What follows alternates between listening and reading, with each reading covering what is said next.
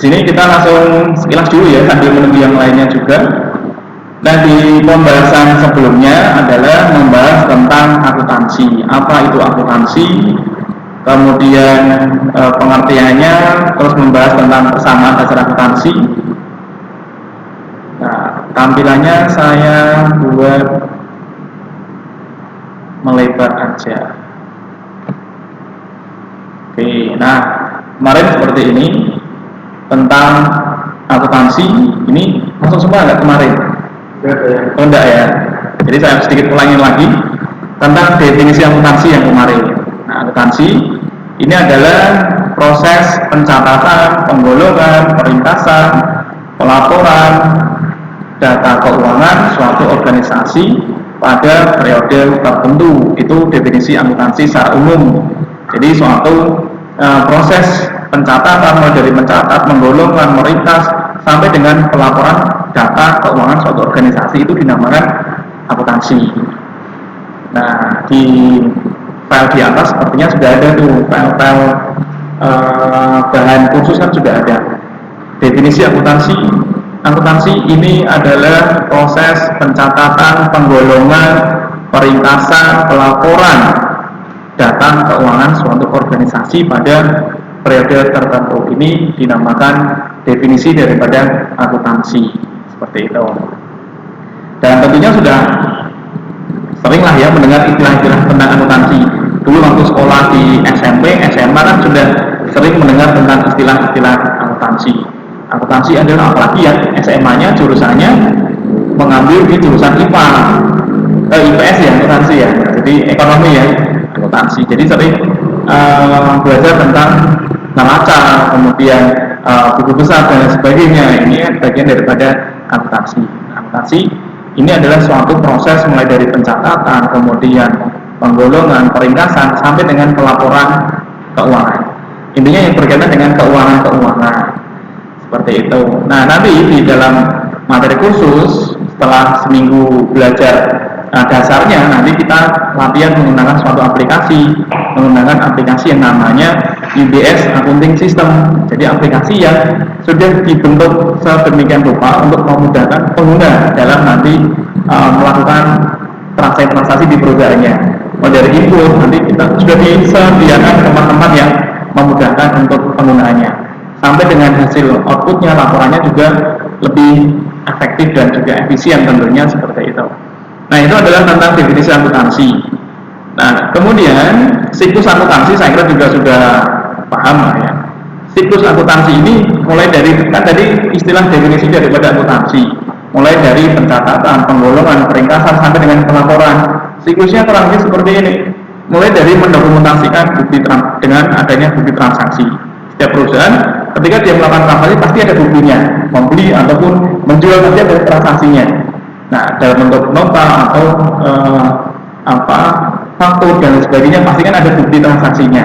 Nah, mulai dari yang pertama bukti transaksi, kemudian dicatat ke dalam buku jurnal.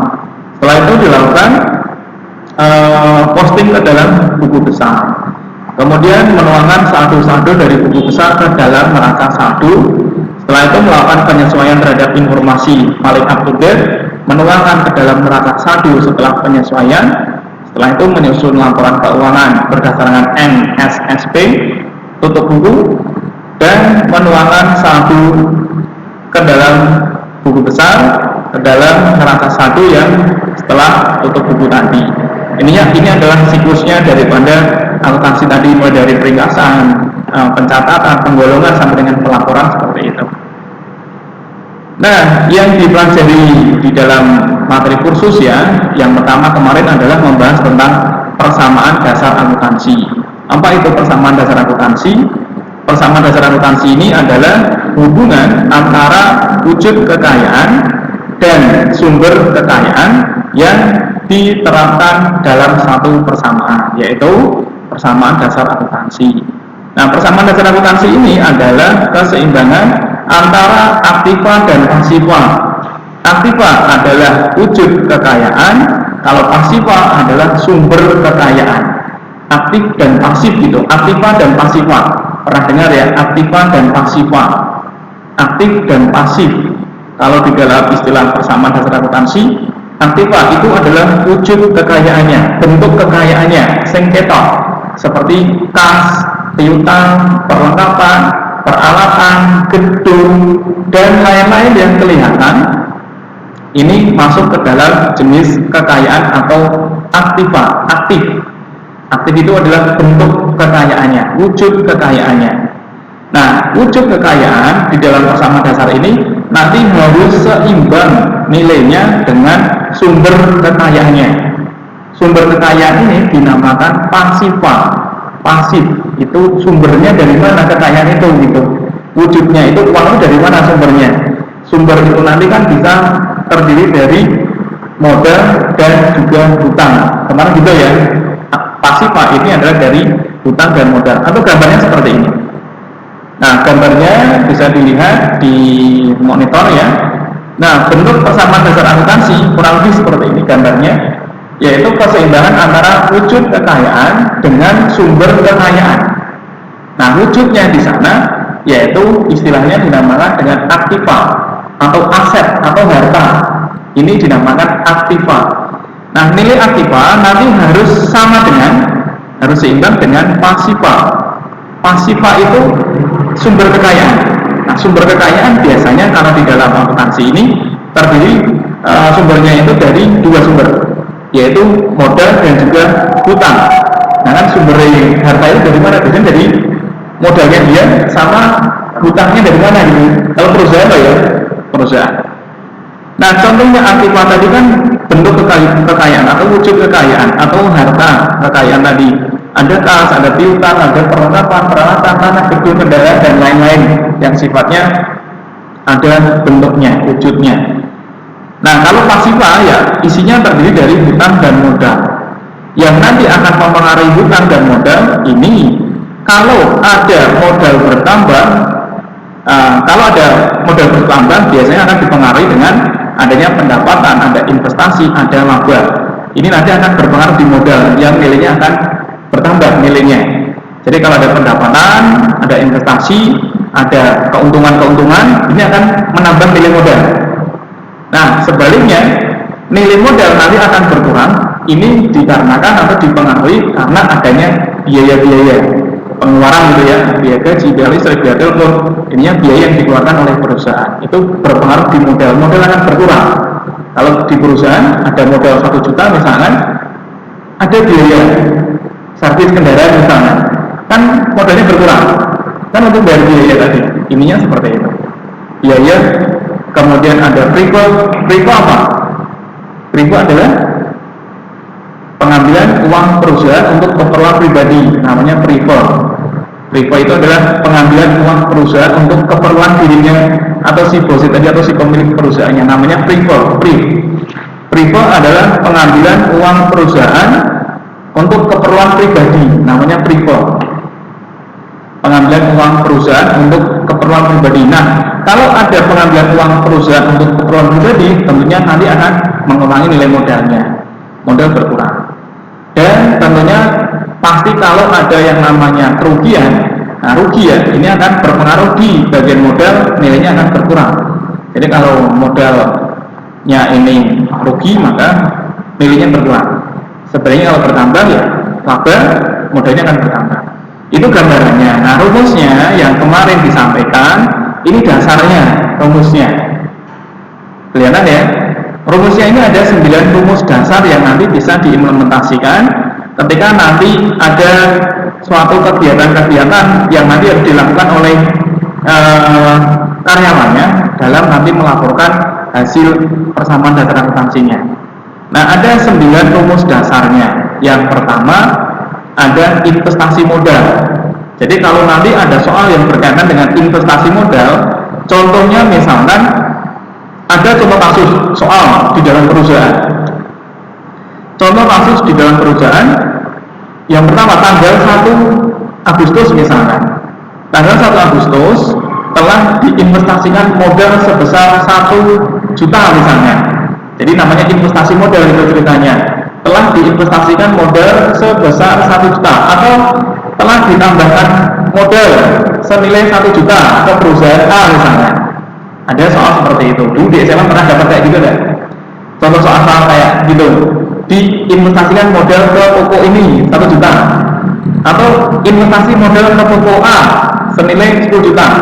Istilahnya adalah soal berkaitan dengan investasi modal, penambahan modal. Nah, nanti ketika ada soal yang berkaitan dengan investasi modal, maka penulisan di dalam persamaan dasar akuntansinya adalah kasnya nilainya bertambah berapa tadi yang dimasukkan, modalnya juga bertambah nilainya yang berapa yang dimasukkan. Kalau ada investasi modal ya berarti inputnya kas bertambah sebesar, soalnya tadi misalnya diinvestasikan modal senilai 1 juta, berarti kasnya kita tulis bertambah 1 juta. Modalnya kita tulis juga dalam tanggal yang sama ya. Nanti kita bikinnya satu tanggal, satu garis. Tanggal 1 kita atur di bagian kas nilainya bertambah 1 juta, bagian modal bertambah 1 juta. Kita catat kegiatannya itu. Kalau nilainya bertambah, nanti pencatatannya ditulis biasa di Excel. Nanti kita latihannya pakai Excel. Pakai Excel dulu, seperti latihan Excel dulu ya. Input data di Excel. Jadi kita perbarui tanggal 1, kita masukkan di kolom kas nilainya bertambah 1 juta, tulis 1 juta. Modalnya bertambah ya, kita tulis modalnya juga bertambah 1 juta.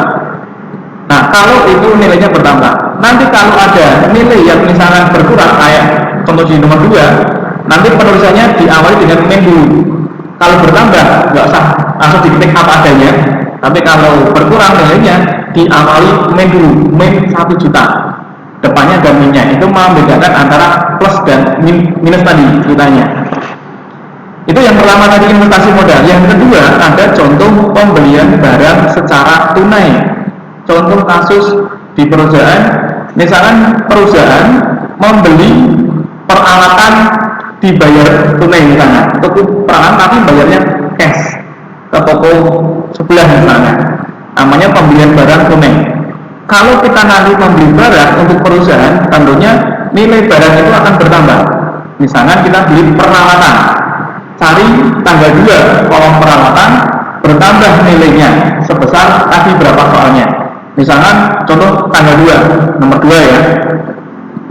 Perusahaan membeli peralatan secara tunai sebesar 1 juta. Nah, maka tanggal 2 kita tulis tanggal 2 Agustus misalnya membeli barang atau membeli peralatan. Kita cari kolom peralatan. Bertambah nilainya. Kalau kita beli pasti nilainya bertambah. Bertambahnya soal tadi, bertambah nilainya sebesar 1 juta misalnya. Kita tulis 1 juta. Nah, terus itu baru satu kan nilainya. Kalau pembelian barang tunai kan nama barang bertambah dan kasnya pasti berkurang. Untuk bayar tadi kan berkurang nilainya. Logikanya gitu, jadi ceritanya main logika, main perasaan dari ceritanya. Jadi harus bisa memahami soal yang nanti diberikan. Kadang-kadang sulitnya itu kalau kita tidak memahami soalnya tadi. Jadi kita harus paham dulu dengan benar, yang teliti, membaca soalnya, baru nanti bisa diterapkan pencatatannya. Kalau pembelian barang tunai, barang bertambah, kasnya berkurang. Itu kalau logikanya kita beli barang secara tunai. Ibaratnya kamu perusahaan, kemudian dompetmu itu adalah bagian keuangan misalnya. Nek tuku barang, duitmu kalong, gitu kan, barangmu tambah. Ceritanya gitu logikanya. Itu yang kedua. Yang ketiga, pembelian barang secara kredit. Namanya beda ya. Tuku barang tunai karo tuku barang kredit. Kalau beli barang otomatis nilai barang pasti bertambah. Uang kita beli, barang kita bertambah. Cuman bedanya tunai atau kredit. Kalau kita belinya tunai, uang kita langsung keluar, swing. Tapi kalau kita belinya kredit, uang kita nggak keluar karena kita nggak bawa uang maksudnya. Kita kan pinjam dulu nih ceritanya, belum bayar. Berarti kalau pembelian barang secara kredit, barang bertambah nilainya plus tanggal 3, nama barangnya apa tadi bertambah nilainya 1 juta. Terus kita tulis yang berikutnya, kolom berikutnya. Kalau barangnya bertambah, itu pembelian barang. Kalau kredit, berarti yang kredit ini kan kita hutang maksudnya. Kalau kita beli belum bawa uang. Kredit kan, pembelian kredit belum bayar maksudnya. Nah, maka kita hitung nilainya adalah hutangnya bertambah. Barang bertambah, lupa kok kasnya kok nggak bertambah atau berkurang, bukan nggak bawa uang, nggak ada hubungannya dengan kas dulu ini ceritanya. Kita hubungannya sama utangnya tadi, bonnya tadi. Berarti kita catat hutang bertambah, nama barangnya juga pasti bertambah. Jadi kalau dia beli peralatan ya peralatan bertambah berapa, kalau dia belum bayar hutangnya ditambahnya berapa gitu nilainya. Itu logikanya. Nomor 3 bisa dipahami ya. Nomor 4 pendapatan secara tunai. Kalau pendapatan tunai artinya adalah perusahaan ini kan misalnya perusahaan jasa, perusahaan sudah menerima suatu orderan jasa potong rambut misalnya, contoh aja. Nah, karyawannya ini sudah melaksanakan tugasnya, menerima orderan dan selesai kemudian dibayarkan tunai. Ini pendapatan tunai maksudnya, pendapatan yang uangnya langsung diterima. Nah, pendapatan tunai memasukkannya adalah kasnya nilainya bertambah, modalnya pasti nilainya bertambah. Kalau kita mendapat pemasukan cash tunai, ini perusahaan, ini inputnya, kita mendapat orderan kerja nih, kita kita sudah menyelesaikan tugas kita, sudah selesai, waktunya bayarnya selesai, kan pendapatan tunai, dibayarnya cash waktu itu, maka kas yang bertambah nilainya, modalnya juga bertambah nilainya, kita masukkan di kolom masing-masing, kasnya bertambah sekian, modalnya bertambah sekian. Itu kalau ada pendapatan tunai. Terus kalau ada pendapatan kredit, yaitu pendapatan yang uangnya belum kita terima. Kita sudah menyelesaikan potong rambut tadi. Wah Pak, saya lupa nggak uang nih, kan belum terima uangnya. Ya udah besok aja, minggu depan aja, nggak apa-apa, atau bulan depan aja deh, nggak apa-apa. Pendapatan kredit. Kalau pendapatan kredit yang kita tulis bukan kas yang bertambah, tapi piutangnya yang bertambah. Piutang itu artinya uang kita masih dipelanggar. Kalau kas itu uang tunai. Kalau piutang uang kita dipelanggar. Kamu pinjam saya nih misalnya, jadi saya nyebutnya ke kamu piutangku di situ, piutang. Tapi kalau saya pinjam uangmu, saya hutang gitu. Nek aku minjemin namanya piutang. Paham ya? Minjemin sama pinjam gitu ceritanya. Nah, namanya kalau pendapatan secara kredit adalah nilai piutangnya ditulis bertambah, modalnya bertambah. Jadi kalau kita mendapat pendapatan ya pasti modalnya akan bertambah nilainya, kan dapat pendapatan. Nomor 6, membayar biaya. Kalau nanti ada transaksi yang berkaitan dengan pembayaran biaya seperti biaya telepon, biaya gaji karyawan, biaya listrik dan lain sebagainya, ini pasti akan berpengaruh pada nilai kasnya dan modalnya berkurang untuk bayar lagi. Itu yang 6. Yang ke-7, pelunasan piutang. Pelunasan piutang ini adalah berkaitan dengan nomor 5. Tanggal 5 saya mendapat pendapatan tapi belum menerima uangnya langsung, masih di bawah. Nah, tanggal 7 orangnya tadi melunasi piutangnya, melunasi kurangannya tadi. Kita menerima pelunasan piutang ya. Nah, maka kita tulis kasnya tadi bertambah, kan sudah masuk, piutangnya dikurangi, kan piutangnya dikurangi, nggak ada, piutangnya sudah dibayarkan gitu. Terus nomor 8 berkaitan dengan soal nomor 3, membayar hutang. Nomor 3 kita beli barang tapi waktu itu nggak bawa uang, toko barang kredit, tanggal 8 saya punya uang, bayar hutang gimana? Kalau kita bayar hutang berarti kas kita berkurang ya, hutang kita jadi berkurang, kan dibayarin, hutangnya ya kalau uangnya ya kalau gitu. Kalau kita bayar hutang, kasnya berkurang, hutangnya berkurang. Terakhir pengambilan uang pribadi, yaitu kas berkurang, modal berkurang. Jadi kasnya diambil kan berkurang, modalnya juga berkurang nilainya. Itu rumus dasarnya yang kemarin sama ya kayak kemarin ya. Nah itu patokannya untuk mengerjakan bersama dasar akuntansi. Nah kemudian di sini ada contoh-contoh soalnya. Oh sudah ya, nggak selesai. Contoh soalnya tadi di sini, contoh-contoh soalnya. Itu kalau yang kemarin. Sekarang kita tinggalkan dulu, kita lewati dulu. Hari ini kita sedikit membahas ke ini apa namanya, jurnal umum dulu. Nah, jurnal umum. Kita membahas langsung ke jurnal umum ya. Jurnal umumnya nanti formatnya seperti ini. Saya buat desainnya dulu.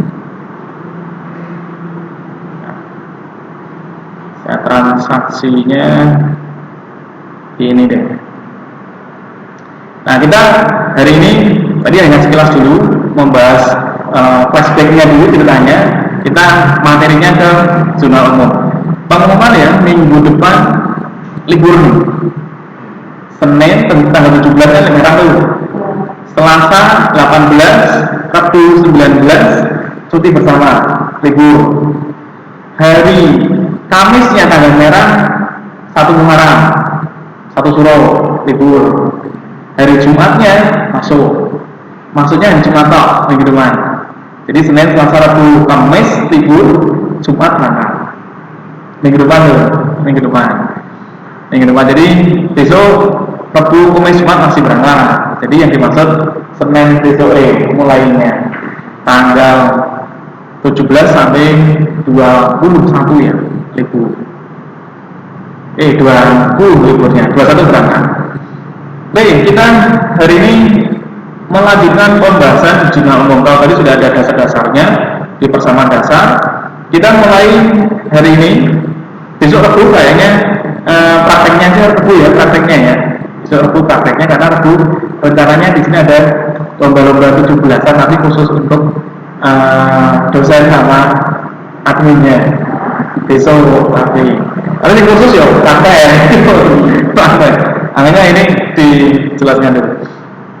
Nah, jurnal umum fungsinya ini nanti adalah kita gunakan untuk melakukan pencatatan kegiatan rutin yang dilakukan oleh perusahaan selama periode akuntansi, yaitu 12 bulan atau 1 tahun. Dan juga bisa digunakan setiap waktu, setiap saat dalam melakukan pencatatannya. Itu pengertian jurnal umum. Jurnal umum nanti adalah istilah yang nanti sering dipakai di dalam akuntansi untuk melakukan pencatatan kegiatan rutin yang dilakukan oleh perusahaan setiap periode akuntansi, dan sifatnya digunakan setiap waktu. Setiap ada transaksi kita catat, namanya jurnal umum gitu nanti. Nah, itu gambaran daripada jurnal umum. Jadi mencatat kegiatan rutin yang dilakukan oleh perusahaan selama periode akuntansi atau 12 bulan atau 1 tahun, dan bisa digunakan setiap waktu, setiap ada kejadian kita tulis. Nah, formatnya tentunya harus sesuai dengan format jurnal umum nih. Formatnya ya harus menyesuaikan format yang sudah ditetapkan oleh jurnal umum dalam pencatatannya. Nah, formatnya bagaimana? Bentuk kerjanya nanti adalah seperti ini. Yang pertama, ada nama perusahaan. Dalam nanti penulisan pelaporan melalui jurnal umum, yang nanti harus dilakukan adalah baris pertama di Excel ditulis nama perusahaannya. Baris kedua ditulis nama soalnya, jurnal umum. Baris ketiga ditulis periode yang Anda gunakan untuk pencatatannya. Misalkan kita bikin periodenya setiap 1 bulan nih misalkan. Periodenya setiap 1 bulan ya kita tulis periode bulan apa? Yang mana? Yang ini? Ini. Jadi jurnal umum untuk mencatat kegiatan rutin yang dilakukan perusahaan selama periode akuntansi atau 12 bulan. Gitu. Oke? Kita next dulu. Formatnya adalah seperti ini. Baris pertama nama perusahaan, baris kedua jurnal umum, baris ketiga periode bulan berapa yang Anda catat nanti.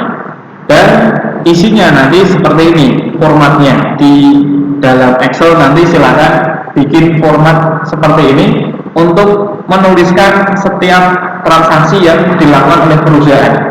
Untuk mencatat setiap transaksi yang dilakukan oleh perusahaan ditulis dengan model format seperti yang ada pada gambar. Nanti bikinnya di Excel. Beda dengan persamaan dasar kemarin. Kalau persamaan dasar kita catat 1 tanggal ya 1 baris, gitu ya. Untuk ini beda. Pencatatannya jurnal umum adalah ada kolom tanggal, nama perkiraan, referensinya, nomor rekeningnya ibaratnya kalau ada, dan 2 kolom utama di jurnal umum, debit dan kredit. Dulu mesti sudah pernah tuh debit kredit dulu waktu sekolah, debit kredit di sebelah ya. Nah, bener kan? Kalau benar. debit dan kredit. Nah, ada 1, 2, 3, 4, 5 kolom. Kolom yang pertama kolom tanggal. Kolom tanggal ya tentunya diisikan dengan tanggal kegiatan. Dan di situ ada 2 kolom, diberikan 2 kolom, artinya kolom yang sebelah kiri biasanya untuk tanggal transaksinya atau bulannya, di sebelah bisa digunakan untuk tanggalnya. Misalkan bulan Agustus tanggal 1 di sini, atau dibalik boleh tanggal 1 di sini Agustus misalnya. Jadi tetap Agustus saja, di sini tinggal tanggal 2, tanggal 3, 4 dan seterusnya boleh. Atau nanti konsepnya adalah sebelah kiri bulannya Agustus, ini tanggal 1, tanggal 2, tanggal 3 kayak gitu aja. Gitu, mudah ya maksudnya ya gambarannya.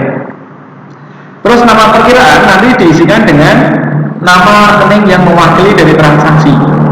Misalnya tadi investasi modal. Nanti menghitungnya atau mencatatnya setiap nama rekening per baris. Kasnya baris sendiri, modalnya baris sendiri. Kalau ada lagi peralatan ada sendiri. Jadi setiap nomor rekening itu satu baris. Tapi kalau persamaan dasar kemarin satu tanggal itu satu baris. Itu ada banyak yang dimasukkan. Ada bertambah, berkurang, bertambah, nah gitu kan.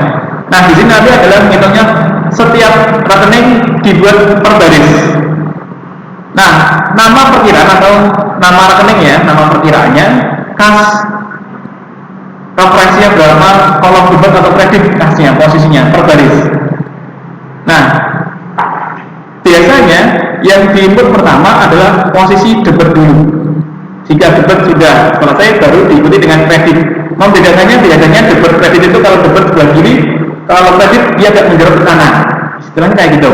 Debitnya sebelah kiri, kredit sebelah kanannya. Nama perkiraan seperti itu. Debitnya dia pol sebelah kiri, kreditnya nanti agak ke kanan. Membedakan debit dan kredit. Nanti ada contohnya. Nah ini adalah diisi nomor rekening masing-masing yang sesuai dengan nama perkiraannya. Debit ya dimasukkan kolom debit dan kalau kredit ya sesuai dengan kredit yang dimaksud. Rumus dasarnya seperti ini. Nah ini rumus dasarnya. Rumus dasarnya seperti ini. Nanti dirangkum lagi. Jadi ini adalah dasarnya kalau nanti mencatat transaksi yang berhubungan dengan jurnal umum. Di foto ya beres. Atau nanti filenya juga bisa dikirimkan, PPT-nya juga nggak apa-apa. PowerPoint-nya. Jika nanti dibuka di HP masing-masing kan masih cetol malah. Itu. Nah, ini adalah rumus dasarnya. Nah, maksudnya apa Pak? Maksudnya kok ada perkiraan, ada kolom bertambah, ada kolom berkurang. Jadi nanti di dalam pencatatan jurnal umum yang dimasukkan lebih awal posisi debit dulu. Setelah debit baru kredit, jadi debit baru kreditnya. Jadi debitnya ada apa saja, setelah selesai debitnya baru ke kreditnya, gitu. Setiap transaksi. Nah pertama untuk menentukan debit kredit itu bagaimana? Nah yang pertama ada perkiraan. Jadi ini kolom perkiraan, nilai bertambah, nilai berkurang. Yang pertama aktiva. Tadi sudah dijelaskan bahwa aktiva adalah wujud kekayaan, bentuknya kekayaan. Contohnya tadi ada kas jika bertambah nanti bagaimana, peralatan jika bertambah bagaimana, gedung jika nilainya bertambah bagaimana, dan seterusnya. Nah kalau nanti ada perkiraan jenisnya aktiva, nilai bertambah, plus tadi kan ada plus min tadi di persamaan dasar kan, plus dan minus. Jika aktiva nilainya bertambah, maka nilai aktiva diletakkan di kolom debit. Misalkan dibayar piutang lagi, kita menerima piutang, kan kasnya bertambah dulu, kan aktiva, maka kasnya kita taruh di dalam debit dulu. Nah, sebaliknya kalau aktiva nilainya berkurang, jadi beli barang tunai, kita kasnya keluar, oh berarti kasnya itu di kolom kredit. Nanti inputnya, kita cari debitnya dulu gitu ceritanya. Nah, debit dan kredit. Nilainya kalau aktiva itu bertambah, nilainya masuk ke kolom debit, apapun itu ya, aktiva nilainya bertambah, pokoknya ada kas bertambah, ada piutang bertambah, ada peralatan bertambah, itu adalah aktiva diletakkan di kolom debit. Tapi kalau aktiva nilainya berkurang, seperti bayar biaya-biaya dan lain sebagainya, ini nilainya aktiva diletakkan kolom kredit. Yang kedua ada hutang. Jika hutang nilai bertambah, dia diletakkan kolom kredit. Contohnya bagaimana? Contohnya kita membeli barang belum bayar, kan hutangnya bertambah. Nah, maka pembelian kredit tadi hutang itu diletakkan di kolom kredit. Terus kalau hutang nilainya berkurang bagaimana? Hutang nilai berkurang itu maksudnya kita bayar hutang kita berkurang, maka nilai hutang ada di kolom debit. Gitu ceritanya. Modal bertambah di kolom kredit, modal berkurang di debit. Kan tadi ada ya pendapatan, kan mempengaruhi modal bertambah. Jadi kalau pendapatan ya di pendapatan nilainya di kolom kredit jika ada pendapatan. Nah, berikutnya prive. Prive itu pengambilan uang untuk keperluan pribadi. Jika prive bertambah nilainya di debit, berkurang di kredit. Sama ya, pendapatan nilai bertambah di kolom kredit, nilai berkurang di debit. Dan biaya jika bertambah di debit, jika dia berkurang di kredit. Itu dasarnya. Tetapi lebih ringkasnya seperti yang tadi sudah ditulis di awal tadi, kan sudah ada di persamaan dasar tadi yang di awal tadi ya, yang sudah tak kasihkan rumus dasarnya tadi, sama seperti itu. Nah, di situ ada 9. Cuman ini ada debit kreditnya. Sebentar, kita ada yang kurang enternya ini.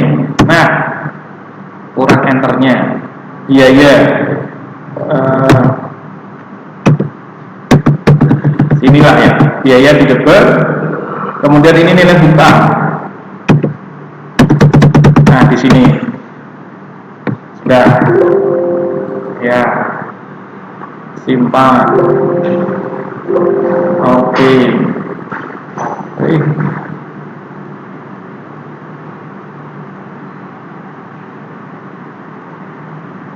New lah, simpan. Oke. Kita kembali lagi. Tadi sampai sini ya, ada 9 rumus dasar di dalam memasukkan transaksi jurnal umumnya. Tadi kalau ada investasi modal, yang dimasukkan adalah posisi debitnya dulu, baru kreditnya, debit baru kreditnya, debit baru kreditnya. Dan pembacaannya misalkan kalau nanti ada investasi modal adalah kas pada modal. Jadi kalau sudah masuk ke istilah pada, berarti kalau kredit. Yang dibaca awal adalah posisi debit semuanya, setiap aktivitas, setiap kegiatan. Yang pertama investasi modal, yaitu membacanya kas pada modal. Yang saya baca awal adalah debitnya. Kenapa investasi modal itu kas pada modal? Kalau kita ditambahi modal, kan kemarin persamaan dasar kasnya nilai bertambah, modalnya nilainya bertambah. Nah, kalau kas bertambah itu kan aktiva bertambah, dia di debit. Modal bertambah nilainya di kredit. Lihat di rumus dasarnya ini. Modal bertambah nilainya di kredit di posisinya. Aktiva bertambah di debit, kasnya bertambah. Jadi kas pada modal nilainya.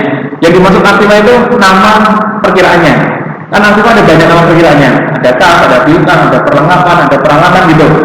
Tergantung apa yang bertambah nilainya. Kalau aktiva bertambah di debit nilainya. Nah, yang pertama itu investasi modal adalah kas pada modal. Kas bertambah, modal bertambah. Di kolom debit, kasnya modalnya di kredit. Yang kedua pembelian barang tunai. Kalau kita beli barang, otomatis nama barang bertambah. Nama barang itu bagian dari aktiva. Jadi kalau aktiva bertambah di debit, pembelian barang tunai. Tadi kalau kita beli barang tunai, uangnya berkurang, kasnya berkurang, aktiva berkurang di kolom kredit. Jadi nama barang bertambah, kasnya berkurang. Jadi nama barangnya apa? Pada kas, debit kreditnya. Terus kalau pembelian kredit ya nama barang pada hutang. Barang bertambah, hutangnya bertambah di kolom kredit, debit kredit. Kalau ada pendapatan tunai, kas pada pendapatan, kasnya kan bertambah nilainya, kan tunai, kita terima langsung. Kasnya bertambah, pendapatannya bertambah di kredit. Pendapatan kredit, uangnya belum bertambah, tapi piutangnya bertambah kita tulis. Piutang bertambah di debit, pendapatan bertambah di kredit. Yang keenam biaya di kolom debit, kasnya di kolom kredit. Biaya berkurang, kasnya berkurang di kolom kredit. Biaya bertambah ya nilainya ya. Nah, biaya bertambah ini di kolom debit seperti ini. Biaya bertambah dia di kolom debit. Berikutnya penerimaan piutang, kita menerima tambahan kekurangan uangnya kemarin, kasnya bertambah nilainya di kolom debit, piutangnya berkurang nilainya di kolom kredit. 8. Membayar hutang, kita bayar hutang yang kita berkurang di kolom debit, kemudian kas yang berkurang di kolom kredit karena aktiva berkurang. Terus yang terakhir pengambilan uang untuk keperluan pribadi, prefer pada kas. Contoh soal. Nah, tadi kan ada dasarnya tuh, bisa ngepek tadi, contekan tadi rumus-rumusnya. Yang pertama, contoh pada tanggal 1 Mei, misalnya 2004, misalnya aja, setua ya, diterima kas sebesar 11.000, misalnya. Ini tak ganti aja deh, tahunnya kok kita jadul-jadul, kita ganti aja 2020 misalnya. Denom ya, 2020 ini 11 juta dan kita ditokeh misalnya aja 15 juta misalnya ini. Nah, contoh aja, nanti menyesuaikan. Ini 2004 nya tak ganti 2020. Kemudian ini 2 juta. Terus ini 5 juta. Ini hah? Iya, nolnya itu dihapus dulu. Ini iya nih, hapus dulu. Nah, ini 2 juta. Terus berikutnya ini sama 2020, ini 1.500.000 misalnya. Terus berikutnya ini juga sama, kita bikin 2020 1 juta tunai. Terus ini juga sama 2020, ini juga 1 juta. Terus berikutnya ini sama, prakteknya besok, santai dulu, 1 juta. Terus berikutnya sama 2020 500.000. Terus berikutnya sudah selesai. Nah, kita sampai sini ya, kita sampai sini. Contoh soal latihannya kita tampilkan. Contoh mencatat transaksi di buku jurnalnya. Contoh tanggal 1 Mei, contoh transaksi yang pertama tanggal 1 Mei 2020 diterima kas sebesar 11 juta, kendaraan senilai 15 juta dari Tuan Amar sebagai modal awal. Dikasih modal ini uang 11 juta, tak kei kendaraan regane 15 juta. Nah, sebagai modal awal gitu kan. Nah, kira-kira nanti jawabannya apa? Tanggal 1 jawabannya apa? Ada yang tahu nggak? Tanggal 1 berarti kita caranya bagaimana? Mencatatnya dia mencatatnya sing bertambah apa wae? Kasnya bertambah berapa? 11 juta kan dikai kas. Berarti di kolom debit 11 juta. Kas 11 juta debit. Terus ada juga yang bertambah. Kendaraan bertambah enggak? Dikai kendaraan bertambah. Kendaraan kan angkutan bertambah.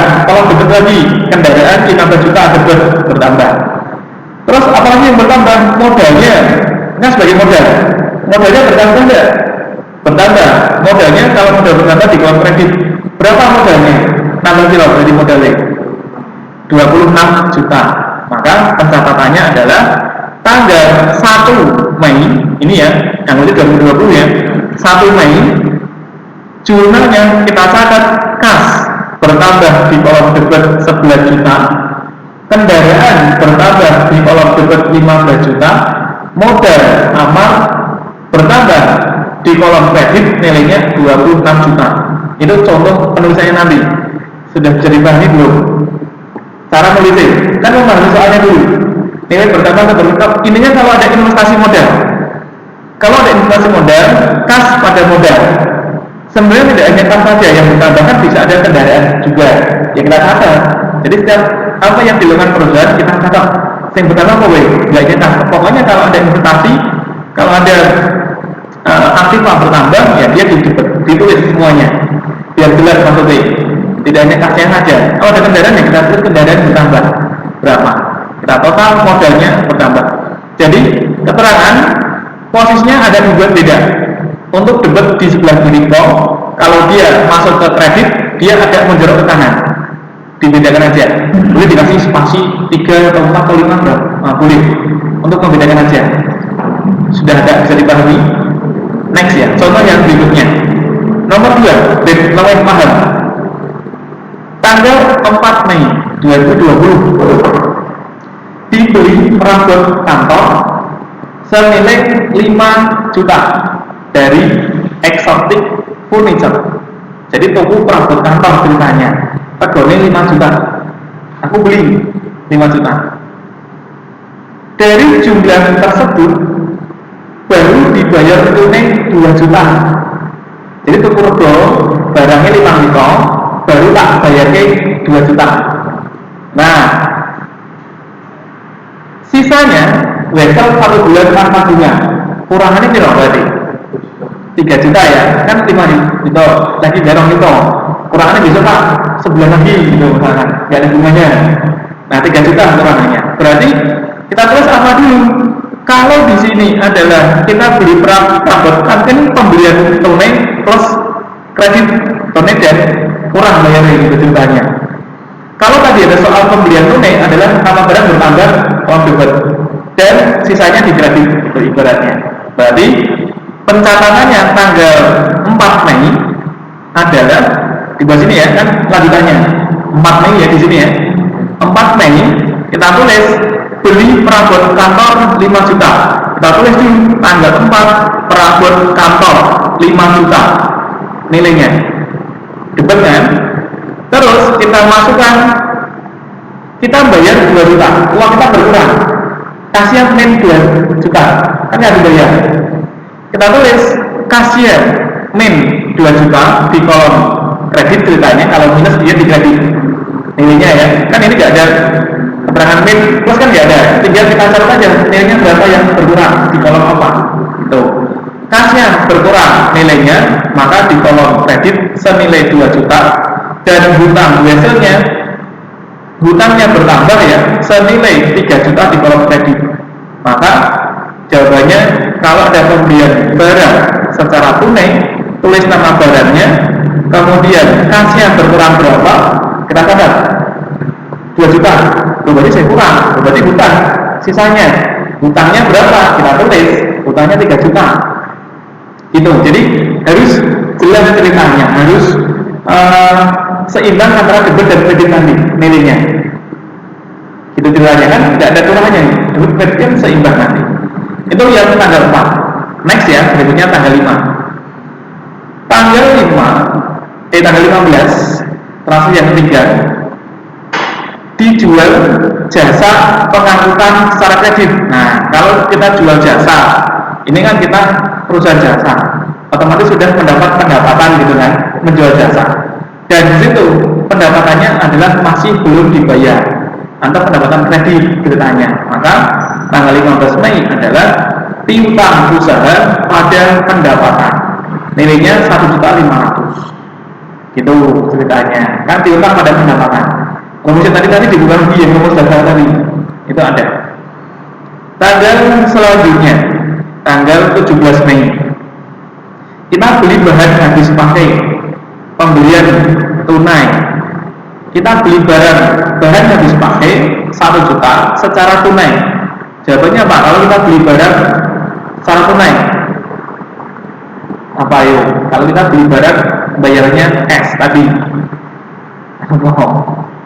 kita beli barang bayarnya tunai, maka pencatatannya adalah nama barangnya pada kas. Ini nama barangnya apa? Bahan habis pakai. Kan nama barangnya ini, dibeli barangnya ini, bahan habis pakai. Kalau yang dibeli misalkan peralatan, ya kita tulis peralatan pada kas. Kalau pembelian tunai, kalau pembelian kredit, peralatan pada hutang. Bedanya itu. Itu bahan habis pakai pada kas, nilainya 1 juta.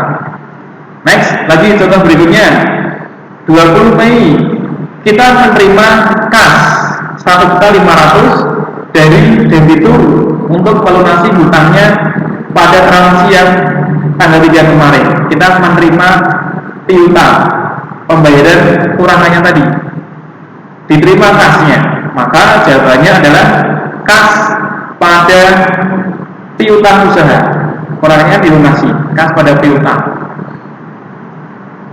Berikutnya tanggal 4 Juni kita mengeluarkan kas 3 juta untuk bayar utang besok. Nah kan tadi kita beli barang kan 5 juta, baru bayar 2 juta tadi ya, transaksi nomor 2. Nah terus ini tanggal 4 Juni kita bayar kurangannya itu 3 juta. Kalau bayar utang, transaksinya apa? Bayar utang. Nek kita nyaur utang, berarti logikanya bagaimana? Nek bayar utang, kasnya berkurang, hutangnya berkurang ya. Nah jadi kalau kas berkurang berarti di kolom kredit nih hutangnya berkurang, di kolom debit berarti jawaban tanggal 4 Juni kita mengeluarkan kas 3 juta, berarti untuk melunasi hutang ya jawabannya adalah hutang pada kas. Jadi kalau kita bayar hutang ya itu kita tulis hutang pada kas. Kan bayar hutang, kasnya kan berkurang, makanya kalau kas berkurang di kredit dulu, jangan di awal. Terus berikutnya tanggal 10 Juni kita mengeluarkan kas untuk kepentingan pribadi. Nah, kalau pengeluaran uang kas untuk keperluan pribadi ya kita tulisnya prefer pada kas. Seperti itu. Ada lagi enggak? Oh sudah. Itu contoh transaksinya. Nah, nanti kan rumusnya intinya di sini. Ingat-ingat kalau ada investasi modal, soal itu apa ya maksudnya? Oh investasi modal, rumus dasarnya ini kas pada modal. Jadi fleksibel sebenarnya, tidak harus ini tergantung soalnya. Dasarnya ini, oh kalau investasi modal ya kas pada modal. Kalau ada pembelian barang tunai, pembelian pada kas. Maksudnya barang yang dibeli apa? Pada kas. Kalau pembelian kredit sama, nama pembeliannya apa? Tapi karena kredit dia hutang, pembelian pada hutang. Pendapatan tunai, kalau ada pendapatan tunai, kas pada pendapatan, rumusnya. Kalau ada pendapatan kredit, rumusnya adalah piutang pada pendapatan. Rumusnya gitu, piutang pada pendapatan. Kalau ada pembayaran biaya pada kas, yang dibaca awal debitnya dulu. Penerimaan piutang, rumusnya kas pada piutang. Kalau pembayaran hutang pada kas. Kalau pengambilan uang perusahaan untuk keperluan pribadi, berarti prefer pada kas. Sudah rumusnya itu. Contoh kasus lagi, soal yang kemarin, soal yang kemarin misalnya. Ini cuma tebak-tebakan aja, latihan menjawab. Yang pertama, Nona Anis menanamkan modal berupa uang tunai 5 juta. Kira-kira jawabannya apa?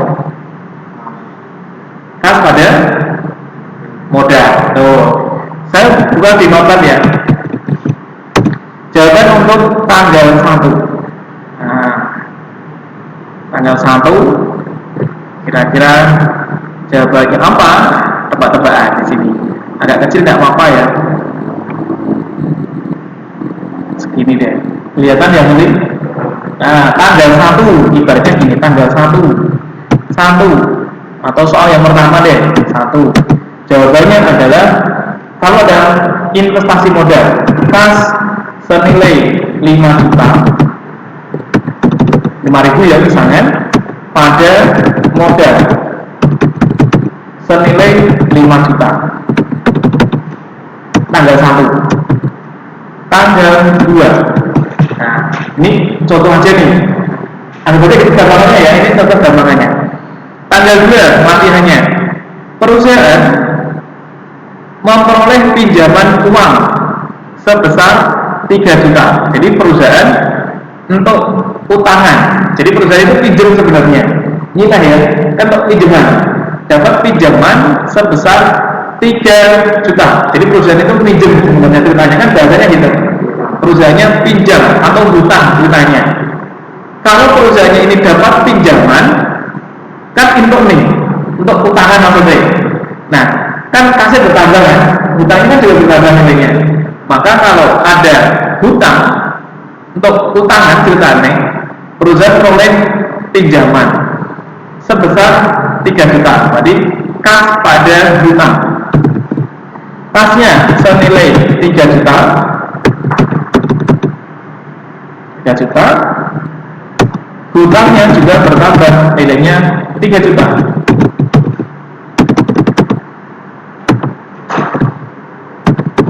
Misalkan seperti itu. Itu nomor 2, kas pada hutang. Ya, nomor 3. Nomor 3. Bikin titik aja deh. Nomor 3. Perusahaan mengeluarkan uang untuk membayar ruangan. Ini tak geser sedikit sini aja. Ini tak geser sedikit ke sini aja. Ben ngetok ceritane. Nomor 3, perusahaan itu mengeluarkan uang untuk bayar sewa ruangan sebesar 400.000. Perusahaan ini ketok duit membayar sewa ruangan. Nah, kan biaya sewa kan mengeluarkan biaya. Berarti jawaban tanggal 3 adalah biaya sewa pada kas. Biaya sewa sebesar berapa? 400.000. Biaya sewa pada kas kan mengeluarkan debit kredit 400. Ini ceritanya tanggal 3. Tanggal 4 ini sangat. Perusahaan membeli tunai peralatan seharga 4 juta. Jadi beli peralatan salon, ceritanya gitu. Kelihatan ya? Membeli peralatan salon harganya 4 juta tunai. Nah, jawabannya apa tanggal 4? Membeli tunai peralatan salon debit ya, senilai 4 juta pada pembelian pada kas senilai 4 juta. Ibaratnya seperti itu nanti. Tanggal 5, perusahaan membayar biaya supplier senilai 800. Bayar biaya meneh nih. Jawabannya tanggal 5 apa? Kalau ada biaya, ayo dicek lagi tadi. Kalau ada biaya, ini ada biaya. Jadi jawabannya adalah biaya pada kas, gambarnya tadi. Jadi kalau ada pembayaran biaya apapun itu, biaya listrik, biaya telepon, biaya air, ditulis nama biayanya apa? Biaya telepon atau biaya ini biaya supplier pada kas, kan biayanya bertambah, kemudian kasnya berkurang. Biaya supplier senilai debit 800.000 pada kas. Pada biaya ya, nama biayanya pada kas senilai 800.000. Itu tanggal 5. Tanggal 6, perusahaan menerima pendapatan. Jadi kalau perusahaan langsung soalnya menerima pendapatan, tidak ada istilah dibayarkan besok-besok, berarti pendapatan itu adalah pendapatan tunai. Oke ya. Nah, kalau ada pendapatan tunai, berarti apa pencatatannya? Kas pada debit senilai 2.500.000 pada pendapatan senilai sama 2.500.000. Itu tanggal 6. Tanggal 7, dibayar gaji karyawati. Sekarang salam ya, senilai 450. Biaya gaji nih, kan bayar gaji. Nah, berarti jawaban kalau dibayar gaji, berarti jawabannya apa? Biaya gaji atau gaji senilai 450 pada kas senilai 450. Ya, kan bayarkan kata duit bukan yang mana. Nah, gaji ini gaji mesti langsung tanggal gaji gitu sebenarnya. Tanggal 8, perusahaan mengeluarkan uang untuk angsuran hutang. Ini bayar hutang kita nih. Ono bunga nih 445.000 bayar hutang. Ngetoknya duit 545.000 ceritanya. Tanggal 8, kalau perusahaan mengeluarkan hutang, bayar hutang, berarti kan hutangnya berkurang tuh, ya kan, kasnya juga berkurang ceritanya. Nah, berarti kalau perusahaan mau mengeluarkan uang angsuran hutang, berarti kita tulis hutang senilai totalnya 545.000 45, jadi karena dia ada hutangnya 500, cuman kan ada bunganya, jadi kan dia dihitung bunganya 545.000, benar ya? 545.000 ibaratnya hutangnya, kasnya berkurang senilai sama 545.000 gitu debit kreditnya. Terakhir, Nona Anis mengambil uang perusahaan untuk keperluan pribadi. Nah, tadi kan sudah ada tuh 9. Kalau pengambilan uang perusahaan pribadi namanya prefer pada kas, nilainya 150